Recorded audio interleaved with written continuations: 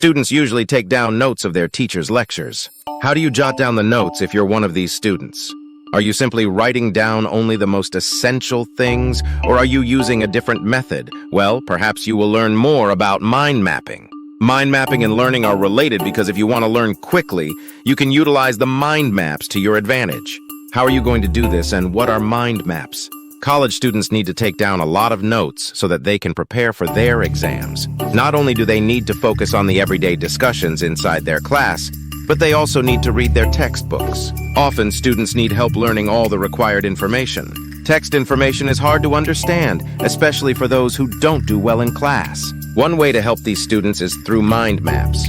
Each individual is unique, so they also learn in different ways. One way of learning may work for an individual, but it may not work for another.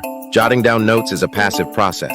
The brain cannot interact with the pieces of information you're writing down. If you want to remember everything you've written, your brain should be more involved. Visual learning is quite popular these days. Those inclined to visual learning can learn better if they use cartoons, drawings, and graphs. Those who could improve at visualizations but have auditory skills can understand much better through tape recordings. So, people learn differently depending on their skills. Are you a highly visual learner? If you are, then you should know more about mind mapping.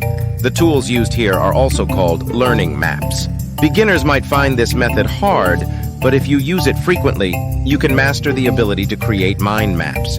Most individuals can remember and retain information effectively with less text work and more graphics and drawings. Aside from being called learning maps, it is also called memory maps. Mind mapping is an easy learning technique, especially if you're already good at it. You can even use different pen colors to create a much better learning map, but that would depend on your preferences. Also, you need to have a blank page or paper and determine the writing size.